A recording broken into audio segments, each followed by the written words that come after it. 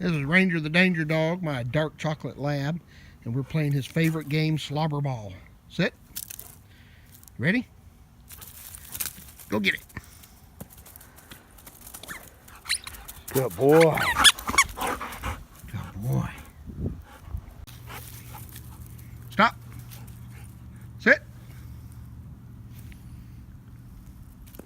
Good boy.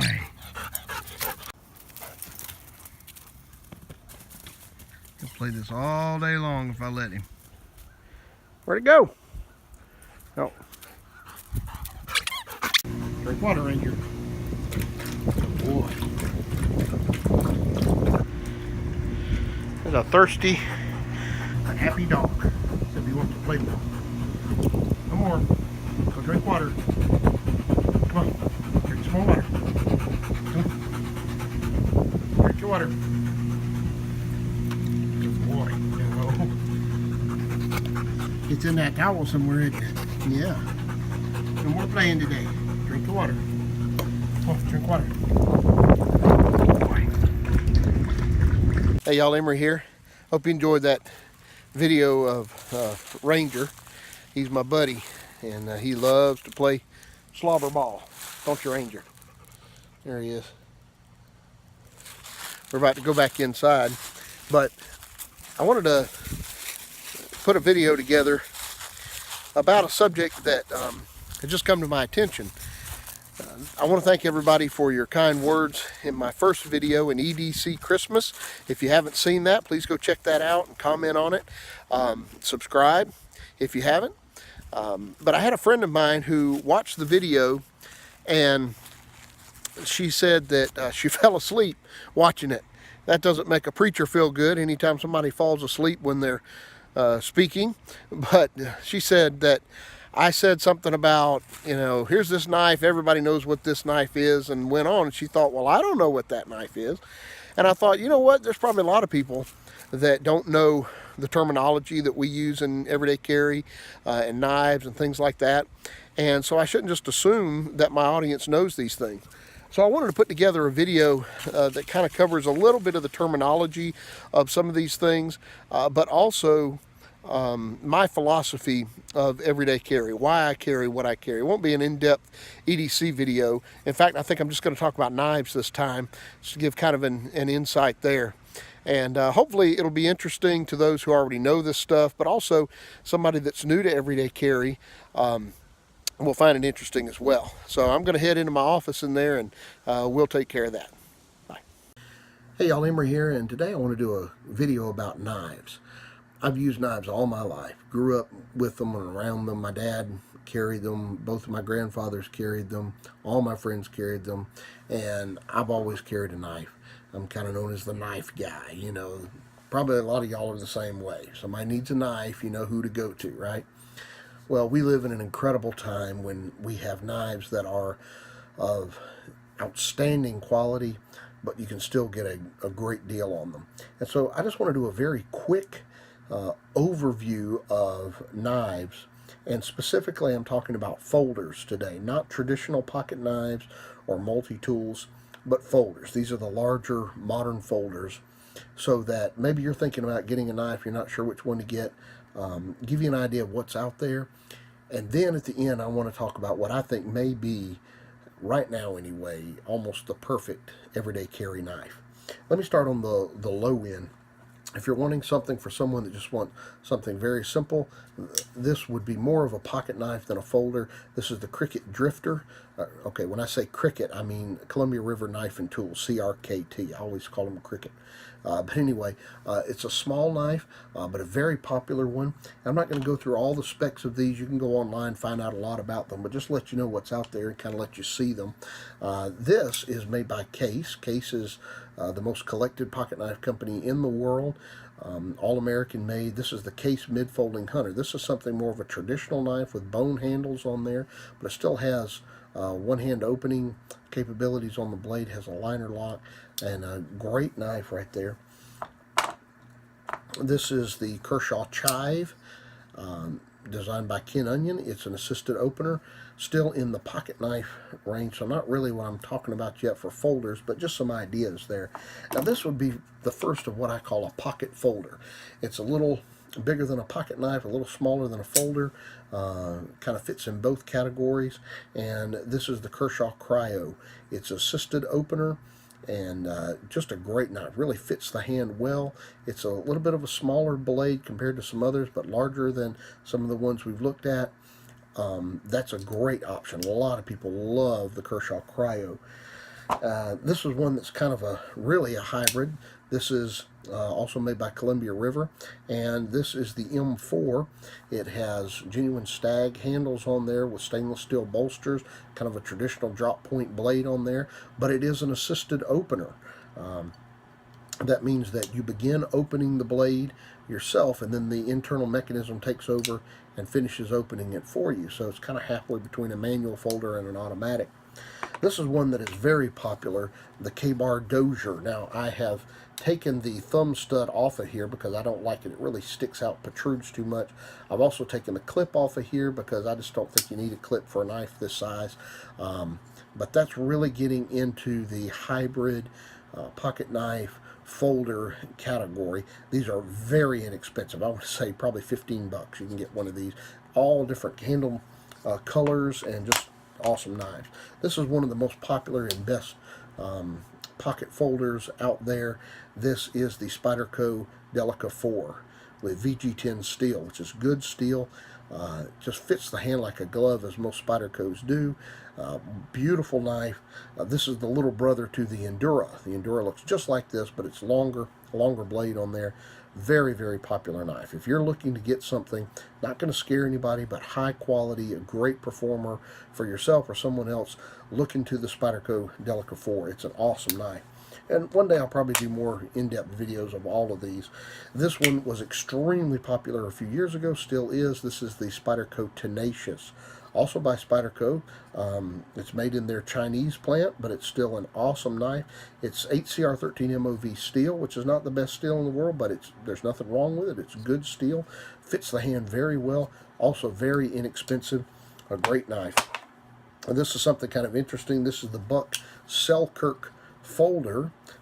These are actually micarta handles, but they look like wood on there. You have a stainless steel bolster, a nice traditional drop point, kind of looks like a traditional hunting knife, but it has some of the modern tactical folder or just modern folder aspects to it as well.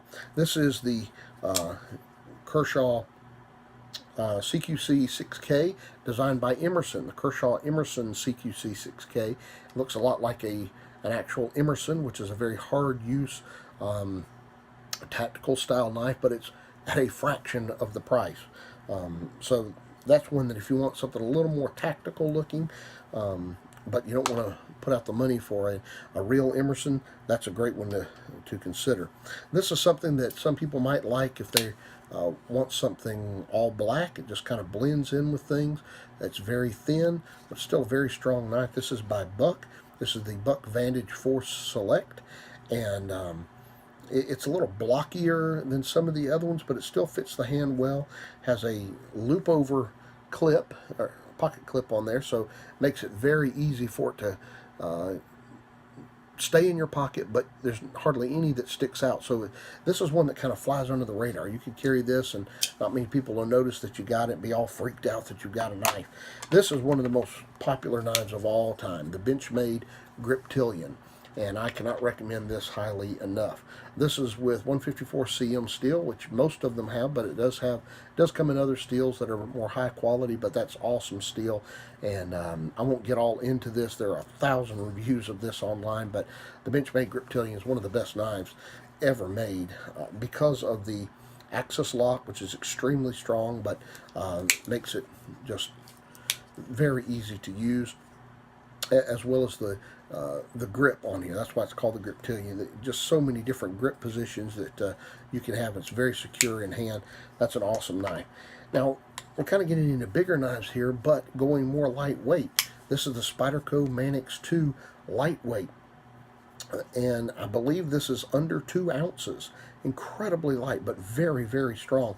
It uses a ball bearing lock up here that locks that blade in place very securely. This is CTS BD1 steel, Carpenter tool steel, very good steel, extremely lightweight. That just disappears in your pocket. You forget that it's there, and using that kind of wire clip there, hardly anybody will even notice that it's in there, but a great performer, really good slicer. This is the Kershaw Cryo 2. This is the big brother to the Cryo, and it's also an assisted opener. It's a little heavier, it's a lot heavier probably, kind of slick on here with the handle scales and all, but it's a very popular knife. Again, it is an assisted opener. It has kind of a stonewash finish, so that's nice on there. So that's something that you might be interested in if you want something a little heavier, a little bigger, but not really as tactical looking. This is pretty tactical looking here. This is the Columbia River M1, and it is built like a tank. You can see how thick that is. Kind of a recurved blade with almost a modified Tonto tip on there. But this is a workhorse, but it's big. A lot of people just can't carry something that big, or they don't want to carry something that big. A lot of people do as well, but that's one to consider. This is kind of an outlier here. This is a Bird, B-Y-R-D, Bird knives by Spyderco. Spyderco designs these and has these made very inexpensively. It's 8CR13 MOV steel on there, so it's not the best steel in the world, but it's completely adequate. But you can see that's a very large knife there, very long blade, all stainless steel, super strong, but it's not going to fly under the radar, if you will. People will know that you're carrying that. And then this one is an Emerson Mini Commander, and Emerson is well known for hard use knives, knives designed for the military, and they are, as they say, famous in the worst places. These are seriously tough knives, very good knives, good tactical knives, but again, it's big. So, you know, according to the kind of job you have, you may be able to carry something like that. Most people, it would be hard for them to carry that on a daily basis. And then this is kind of the top of the line when it comes to hard use. This is the Cold Steel Code 4, and it has the Cold Steel Triad lock in there, one of the strongest locks ever designed. It's amazingly strong, a great slicer, a great knife, but it is a big knife. Whether or not you can carry that in your pocket, you'll have to decide, but a great knife. Now, I said that I wanted to wrap this up to talk about one knife that has just blown me away recently, and I cannot recommend this highly enough, and that is the Benchmade Bug-Out. This is the one in Ranger Green. I mentioned this in my last video in EDC Christmas. I hope you saw that video. If you didn't, please go look that up and watch it. Tell me what you thought of it. I did get this for Christmas, and I mentioned in that video how much I liked it, but to me, this just hits a sweet spot. It's larger than some of these other knives, but it is smaller than the big knives. It's just kind of in a sweet spot as far as size. You know, this is not scary. That doesn't look tactical, really, even though it's called Ranger Green. Still not a tactical, scary-looking knife, but it has plenty of jimping right here. Not really aggressive, but enough where you can get a good lock in there. And it uses Benchmade's axis lock, which is very, very strong. You have dual thumb studs, so you know, either way you can open that up, right-handed or left-handed. There we go. And it just works very smoothly. And then you got a very high pocket clip here, so it just kind of disappears in the pocket. It's a beautiful knife. But the thing about this, well, it has S30V steel, which is awesome steel. Nice drop point and everything. Very good knife, but it is 1.8 ounces. That is nothing when it comes to a folder like this. I cannot recommend this highly enough. Now, I got this on eBay used, but in perfect condition, and got a good deal on it, about $112, including shipping and everything. They're usually a little bit more than that, but if you're wondering about this knife, wondering if it's really as good as everybody says it is, In my opinion, it is. I've only had it a few weeks, but I've used it a good bit, and I really love it. I'll probably use it some more, maybe get some testing videos to show you about that. But the purpose of this video is just to talk about the different types of knives. Maybe you're interested in finding one for yourself or for someone else, and you're not sure which way to go.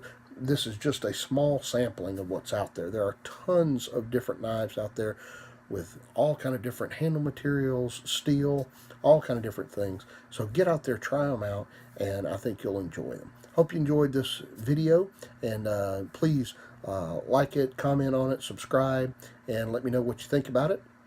And we'll see you soon. God bless, and War Eagle.